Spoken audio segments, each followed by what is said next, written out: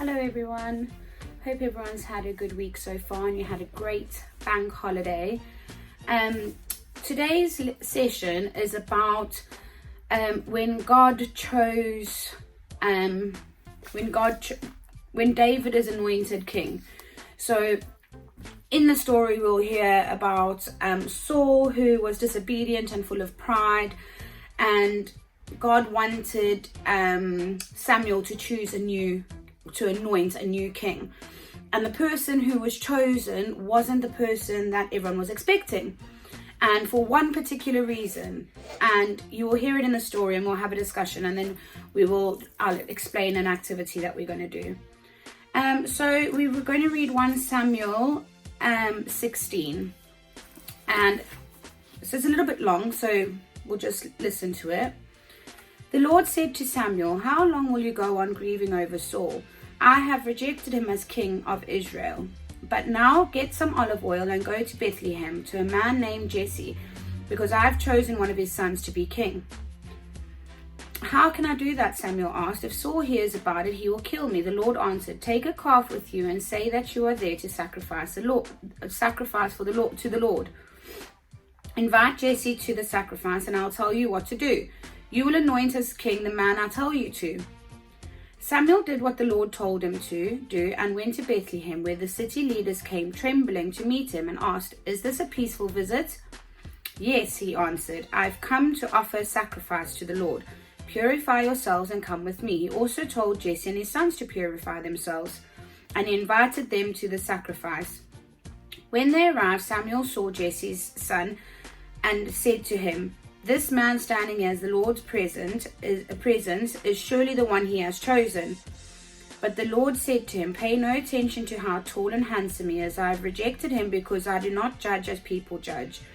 They look at the outward appearance, but I look at the heart." Then Jesse called his other son and brought him to Samuel. But Samuel said, "No, the Lord hasn't chosen him either." Then Jesse brought another. "No, the Lord hasn't chosen him either." Samuel said to him, in the way Jesse brought 7 of his sons to Samuel, and Samuel said to him, "No, the Lord hasn't chosen any of these." Then he asked him, "Have you any more sons?" Jesse answered, "There is still the youngest, but he is out taking care of the sheep."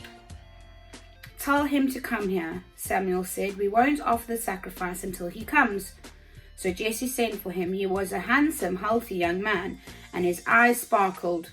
The Lord said to Samuel, "This is the one, anoint him." Samuel took the olive oil and anointed David in front of his brothers. Immediately, the Spirit of the Lord took control of David and was with him from that day on. Then Samuel returned to Ramah. So God was looking for a new king, because the old King Saul was disobedient and was full of pride, and God doesn't like that. God doesn't want our hearts to be full of pride and say, "Oh, we're the best. I'm taller than this person. I'm more beautiful or handsome than this person. I'm more talented than this person." God does not like pride. He wants someone with a clean heart, and he wants someone that loves with their heart, not judges people. And God wanted someone who would follow him and live in obedience, who was humble and caring. David did not look like much on the outside, but his heart, he knew and loved God. He was a shepherd with a loving heart who looked after his sheep just like God looks after us. So followers of God don't walk around boasting and being proud and like showing off. People who love Jesus love with our hearts. We're humble, we're caring, we show off with our hearts rather than showing off with what we've got or what we can do. So I want you to think of a question, because this is going to link into our activity. What do you think makes a good heart? So I'm not talking about a healthy heart, like your blood pumping to your heart, but I mean what characteristics, what make you have a good heart? So we've heard three characteristics already been mentioned. So obedient and humble and caring. So those 3 things have already been mentioned. What else makes a really good heart?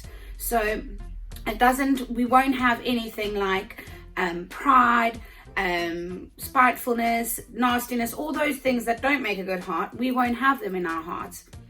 So I want you to think about, while I carry on having a discussion, I want you to think about what makes a good heart. And so then the next bit I'm going to share it with you is in 1 Samuel 16 verse 7. It says, people look at the outside of a person, but the Lord looks at our heart. So that's why our heart is so important. To be followers of Jesus or God and Jesus, we need to make sure that our heart is clean and our heart is good and it's got full of characteristics that show that it's filled with love. Because we don't want people to be, when we go and talk about Jesus or we get people to follow Jesus, then they see us being unkind. We don't want them to think, well, if that's someone that's got Jesus in their heart, I don't want to be like that, because they're not being very nice. So what do you think God wants our hearts to look like? David was described as a man after God's heart. How can we make our hearts look like God?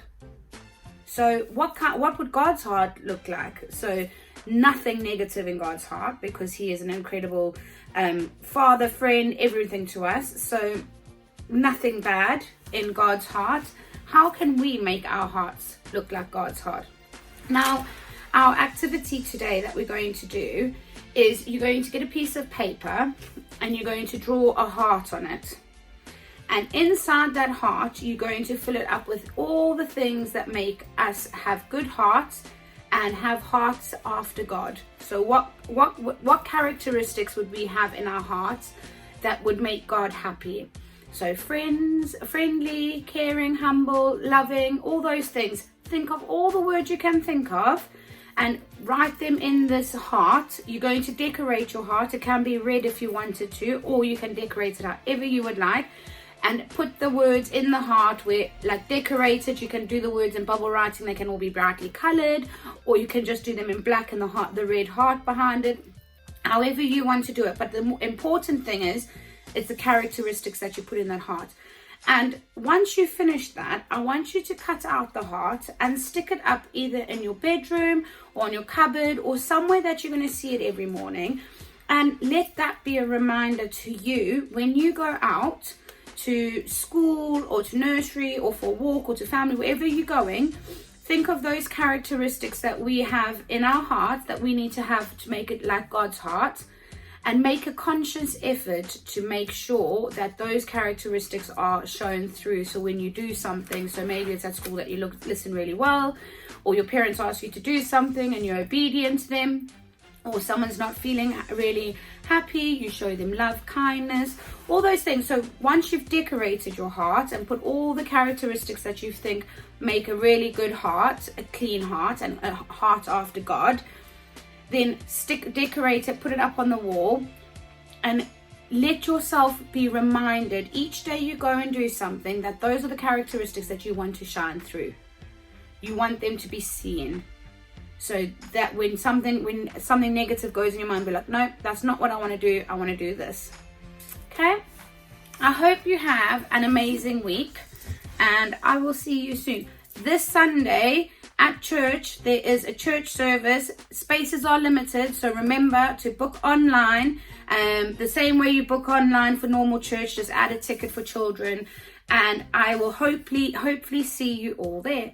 See you soon. Bye.